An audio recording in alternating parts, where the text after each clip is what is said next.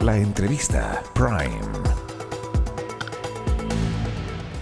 ¿Cómo están? Muy buenas noches. Les damos la bienvenida a una nueva edición de la entrevista Prime. Y este día miércoles conversamos con el ministro de Educación, Nicolás Cataldo, que nos acompaña ya. ¿Cómo está, ministro? Muchísimas gracias por estar acá con nosotros hoy.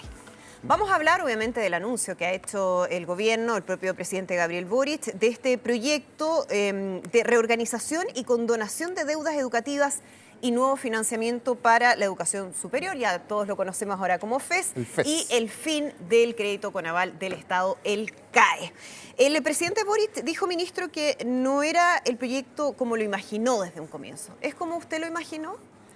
Mira, yo creo que llevamos tanto tiempo trabajando en esto. Yo desde que llegué al ministerio, ahora hace poco más de un año, uno de los temas que nos ha tomado harto la agenda interna ha sido este proyecto. Por lo tanto, le hemos ido dando forma en conjunto con el Ministerio de Hacienda. Para mí, la verdad es que no tiene grandes diferencias respecto a lo que imaginamos, incluso a lo que en algún otro minuto trabajamos también.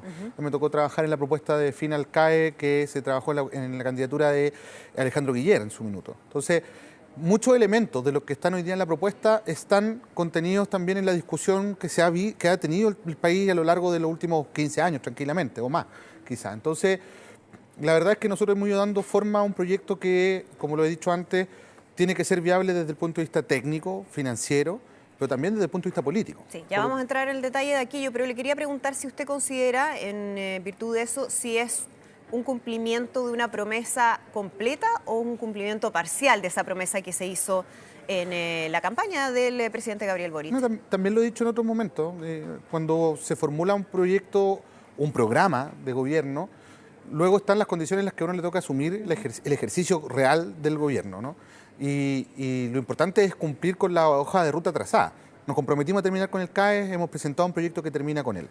Nos comprometimos a avanzar en saldar la deuda educativa, vamos a saldarla y vamos a hacerlo de una forma que quizás no era la que previmos en un minuto, pero que se adecúa a las realidades, ojo, no solamente la realidad desde el punto de vista financiero, fiscal, sino también desde el punto de vista político. Tenemos un parlamento que no es mayoritariamente adherente al gobierno, por lo tanto también tenemos que ser capaces de equilibrar nuestra propuesta desde ese punto de vista. ¿Siente que se cumple con la promesa de condonación real, total, de la deuda del CAE? Mira, en el sentido de que todos los deudores CAE, y no solo CAE, sino también del Fondo Solidario y del Crédito Corfo, van a tener una solución en la mesa. Yo diría que sí, es universal en el sentido que a todos les vamos a ofrecer una alternativa, a todos les va a mejorar su condición, que también es algo muy importante. Y va a haber un segmento importante también de personas, se estiman en 70.000, 75.000 personas, pueden ser más también, que van a tener incluso una eliminación total de su deuda. Y eso yo creo que es muy importante, porque las veces anteriores, y esto es clave, Andrea, las veces anteriores se ha planteado terminar con el instrumento, pero nunca se ha discutido qué hacer con las personas que arrastran deudas y, más importante desde un punto de vista incluso fiscal, qué hacer con las personas que tienen deuda y no la están pagando y que el Estado ha tenido que desembolsar importantes sumas de dinero que se estiman en más de 6 billones de pesos solo en materia de crédito. Entonces, yo creo que este es un proyecto que tiene en ese sentido un valor importante y por lo tanto vale la pena discutirlo y esperamos que eso ocurra. Usted decía que este es un proyecto que es resultado de un trabajo de muchos años, más allá incluso de lo que ha sido este gobierno, ¿no? Que son ideas que han ido evolucionando. ¿Qué le parece la crítica que hace la hija del expresidente Sebastián Piñera, Magdalena Piñera Morel, quien dice que, le voy a citar textual, hay que tener más visión de Estado y también más conciencia de la importancia del trabajo bien hecho para beneficio de todos, especialmente de los más vulnerables? En este caso, por ejemplo, nos hubiésemos ahorrado 12 años, prácticamente planteando que esto es lo mismo que había planteado en su momento el expresidente Sebastián Piñera. Me tuve la oportunidad de conversar con ella hoy día. ¿Ah, sí? Sí, ¿Y qué le dijo? De hecho, la conversación... ¿Quién la llamó o cómo fue esa conversación? Me interesa. Ella me escribió en WhatsApp y yo la llamé de vuelta. Hay que mantener siempre los diálogos abiertos y tengo la mejor opinión de Magdalena. De hecho, hace poquitos días estuvimos en una actividad de los liceos bicentenarios, así que le mando un saludo también si no está viendo.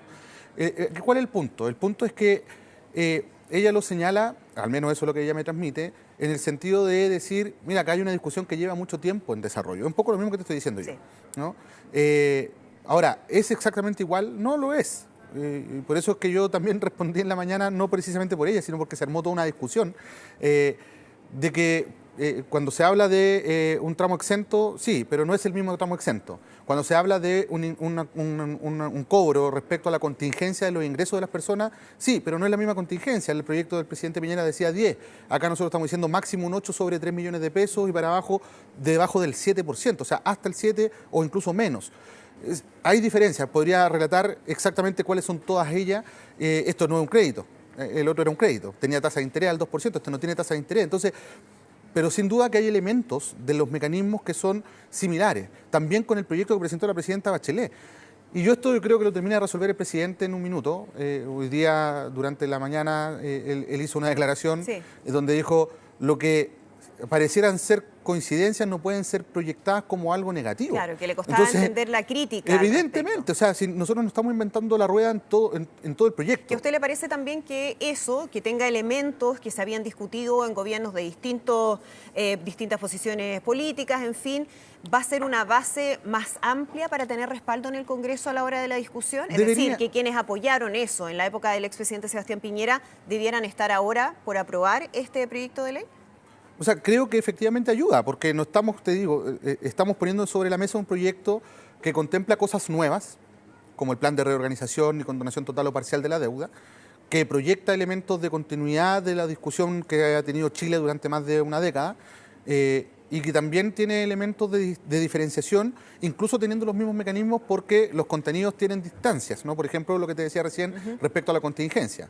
Lo importante más bien es que reconozcamos algo que yo creo que sé que va a costar, así como nos han acusado nosotros de presentar este proyecto en coyuntura electoral. Yo sé que va a costar mucho reconocer en coyuntura electoral también de que es posible discutirlo, y no solo es posible discutirlo, sino que además tramitarlo y sacarlo y que sea una realidad para Chile, para el fisco, para las personas, para las instituciones, para todo el mundo.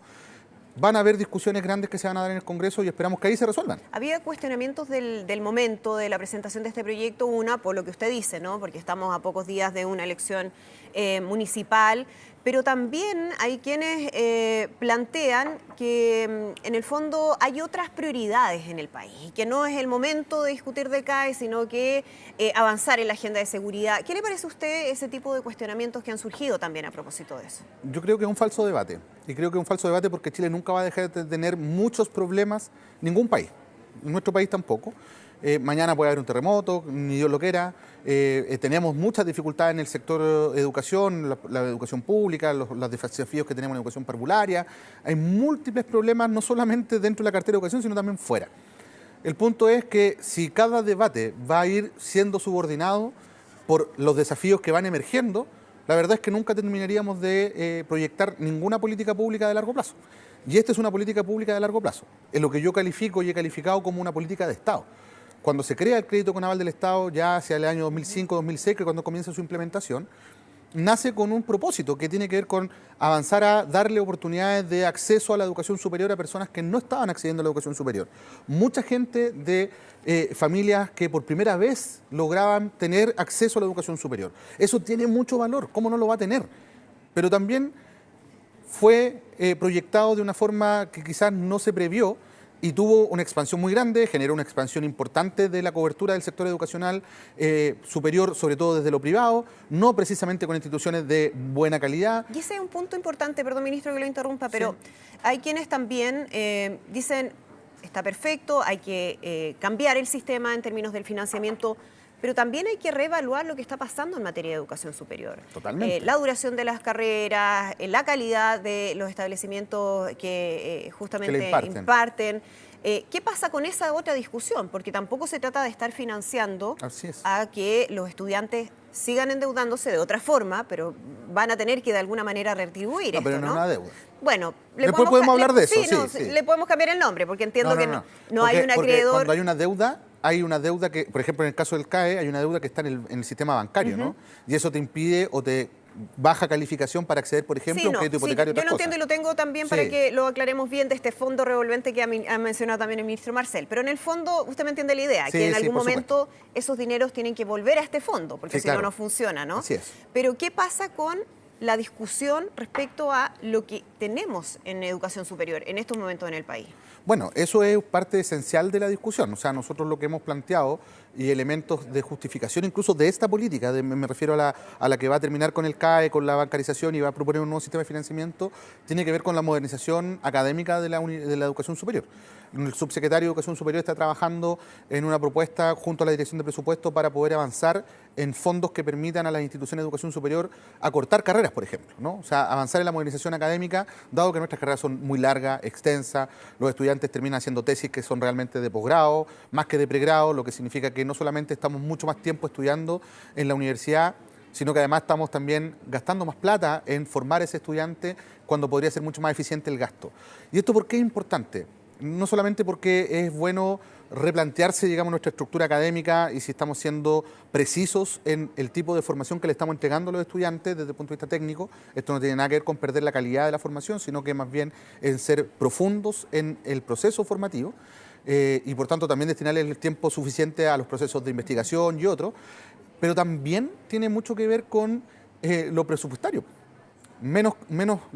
Carreras más cortas también son menos recursos que el Estado tiene que disponer para eso y por tanto también son más recursos que pueden ir destinados a la ciencia, a la educación parvularia, al fortalecimiento de la educación pública y a un montón de desafíos que justamente tienen que ver con lo que tú me preguntabas hace un rato atrás. Cuando tú me decías, ¿hay otras prioridades? Sí, y porque hay otras prioridades necesitamos hacer este proyecto, porque hoy estamos desembolsando cientos de miles de millones de pesos al año para sostener un instrumento de financiamiento que genera deuda con las personas. ¿Hoy al Estado?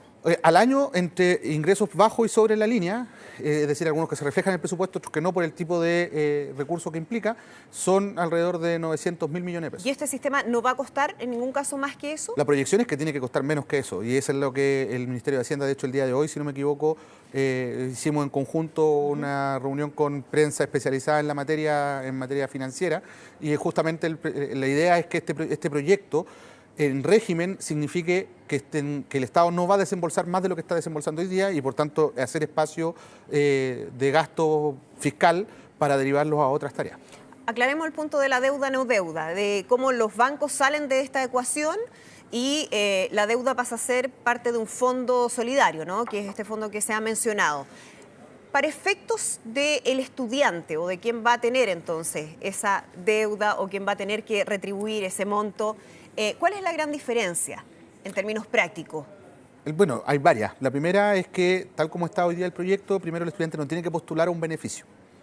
Todos los estudiantes van a tener derecho a acceder a este instrumento de manera voluntaria, sin duda, porque podría un estudiante decidir, sabes que yo no quiero pagar nada más adelante, ni retribuir un porcentaje de mi ingreso, nada, por tanto yo voy a pagar, porque tengo las posibilidades de hacerlo. Eso puede ser perfectamente, nadie está obligado, ¿ya? Pero en caso de tener que usar el instrumento, nadie va a tener que postular para ver si es que me lo gano. Yo me imagino que tú estudiaste con Fondo Solidario, ¿no? No, a mí tuve la fortuna de que me pudieran pagar en la universidad. Ya, sí. A mí me tocó, porque yo creo que tenemos una parecida, ¿no? A mí me tocó estudiar con Fondo Solidario. Yo tenía que todos los años postular un porcentaje de crédito, ¿no? Y me evaluaban socioeconómicamente para decidir si es que yo tenía más o menos, etcétera. En ese tiempo las movilizaciones estudiantiles eran por más créditos, ¿no? Entonces aquí nadie va a tener que postular a nada, simplemente va a tener que llenar tus datos en el FUAS, que es el Formulario Único de Acreditación Socioeconómica, que lo va a administrar el Servicio Ingresa, que es la comisión actual que va a ser transformada en un servicio para administrar el instrumento. Y una vez que llenen sus datos, eso es para determinar en qué decil de ingreso está la persona, sobre todo para saber si está en el decil 10, por tanto va a tener la posibilidad de que la universidad le cobre un copago, ¿no?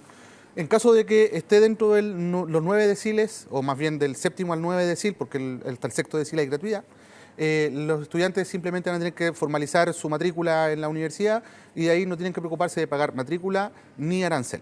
Esto va a ir siendo cubierto por el fisco a través de transferencias a las instituciones y el estudiante, una vez que egresa o termina su estudio o interrumpe su estudio un año después, comienza ya la obligación de retribuir.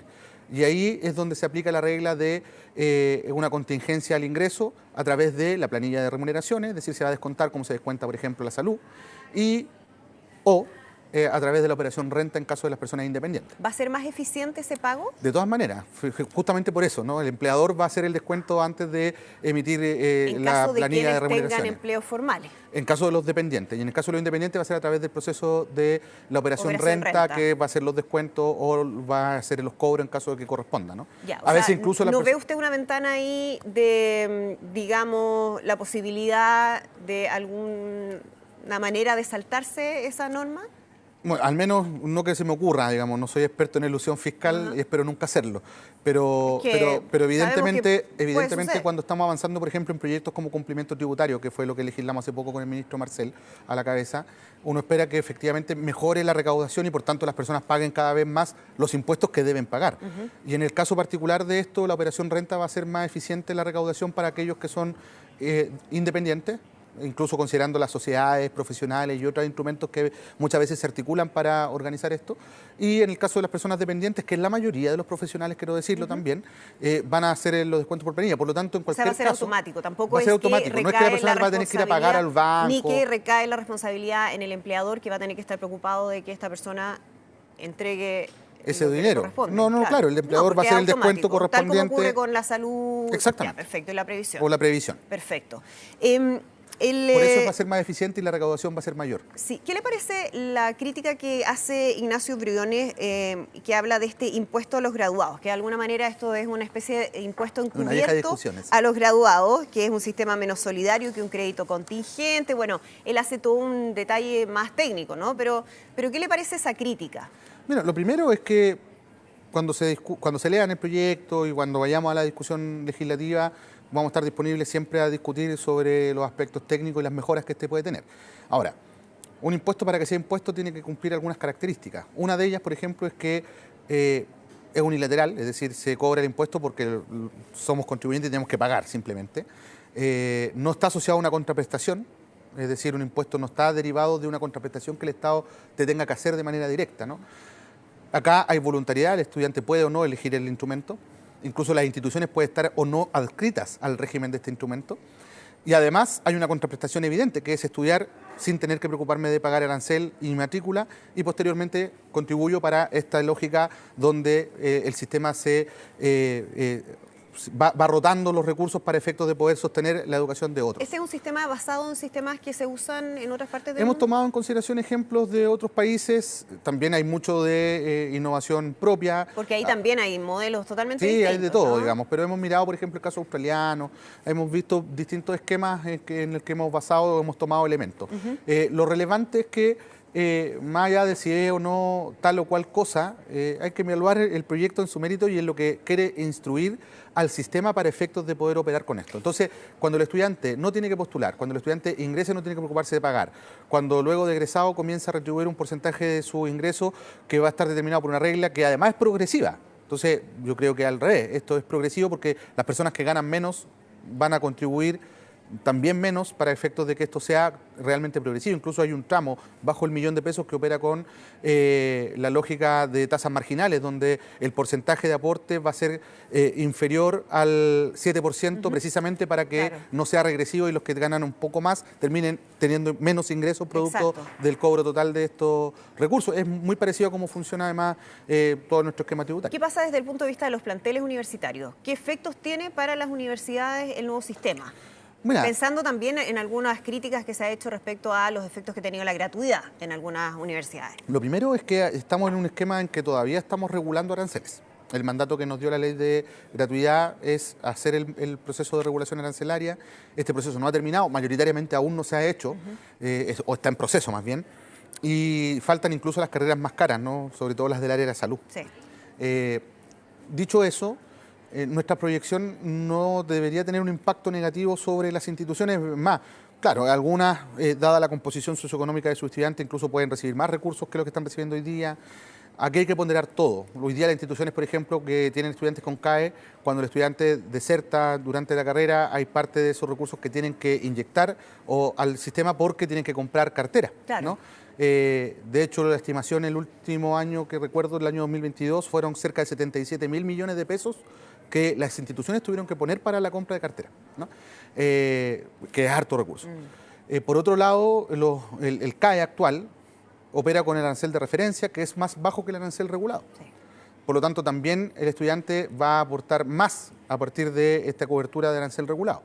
Por otro lado, hay que estimar también lo que significa esto en el flujo, es decir, al ser el fisco el que va a poner los recursos sobre la mesa, se garantiza un flujo constante, permanente y seguro de los recursos, que eso también hay que estimarlo. Por lo tanto, yo creo que todavía hay que mirar uno a uno la situación de las instituciones. Pero en términos generales, ¿usted no cree que tenga un efecto que vaya en desmedro del estado financiero de las universidades? No debería, y si la hay, tenemos que estudiarla y tenemos que conversarla con las instituciones. Por eso es que, por ejemplo, nosotros tenemos aperturado el decil número 10, que es el 10% más rico de nuestro país, que a las instituciones sí podrían cobrarle un copago, ¿no? Porque entendemos además que las instituciones como la Universidad Católica, la Universidad del Desarrollo, que son las que han hecho o levantado alguna voz al respecto, y son instituciones donde hay más concentración de estudiantes de deciles altos, ¿no? Por lo tanto, probablemente tienen una dependencia mayor a ese tipo de ingresos. Entonces, eso es algo que hemos conversado con el CRUCH también, con distintos rectores. De esto no ha derivado, por cierto, ni un protocolo de acuerdo ni nada. Eso es algo que hay que construir en el marco de la discusión legislativa. Aperturamos el decil número 10 porque entendemos el fenómeno del que se está hablando, pero al mismo tiempo esto hay que seguir trabajándolo y estimándolo uno a uno. Además, no se ha terminado el proceso de regulación arancelaria, entonces creo que ayer lo dijo en la noche, la rectora de BES, sí, que también es una universidad que tiene hartos estudiantes en deciles altos. La Universidad de Chile, al ser muy selectiva, tiene estudiantes de deciles altos, de donde ella decía, mira, si aquí lo importante es que los aranceles regulados estén cerca de los aranceles reales. Es un proceso que mayoritariamente no ha ocurrido y no ha ocurrido además en las carreras más caras. Entonces todavía yo creo que hay mucha cancha que recorrer. Usted decía también, ministro, que va a implicar el nuevo sistema nuevas normas de transparencia activa para las universidades, donde vamos a tener mayor conocimiento de su sistema financiero, ¿no? Eso ha sido un tema bien presente en las últimas semanas en la discusión a propósito de la situación de la Universidad San Sebastián y el sueldo de Marcela Cubillos en cuanto profesora. ¿Esto cambiaría en algo ese tipo de situaciones o no? O sea, al menos la información va a estar disponible para que todo el mundo pueda revisarlas, consultarlas, incluso para que la propia superintendencia no tenga que estar solicitando información para poder analizar si hay irregularidad o no. ¿Pero no implica en ningún caso una regulación respecto ¿De salario? por ejemplo? No, yo creo que estamos bastante lejos de regular salarios. Al menos no tenemos un mandato ni en la Ley de Educación Superior ni nada que lo haga. Pero sí los salarios tienen que ser razonables, tienen que ser proporcionales, en función además de los ingresos que por labores equivalentes tienen otras personas, pero eso ya está en el ámbito de las regulaciones internas que las propias instituciones tienen que tener y que también tienen que estar disponibles para que el resto las conozca, sobre todo porque hay recursos públicos involucrados. De hecho, con el CAE, más allá de que es un crédito, el Estado es el aval, y la mayor parte de los créditos que se han cursado y aquellos que no se han pagado, que se han ejecutado las garantías, el Estado ha comprado con plata de todos los chilenos. Entonces, no es trivial ese tema. Ministro, además, disculpa, ¿sí? Todas las demás instituciones públicas cumplen con esa labor de tener transparencia activa.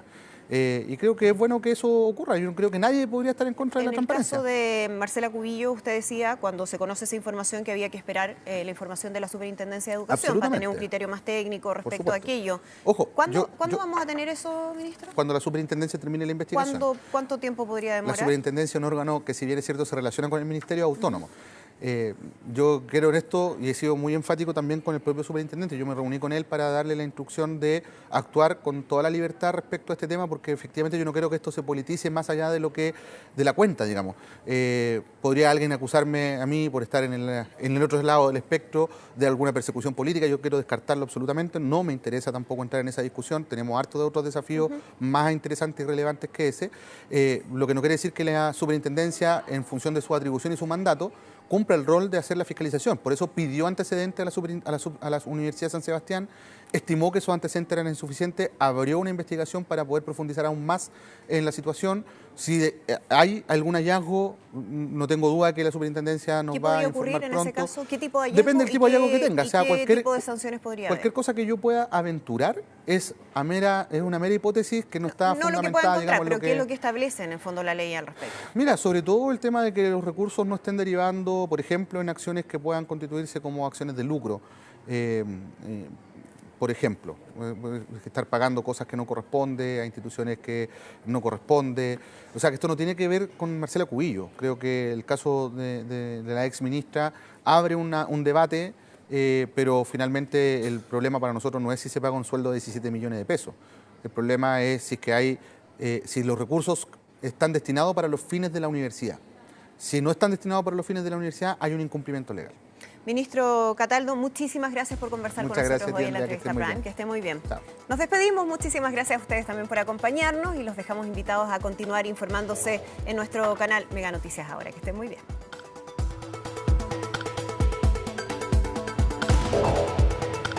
La entrevista Prime.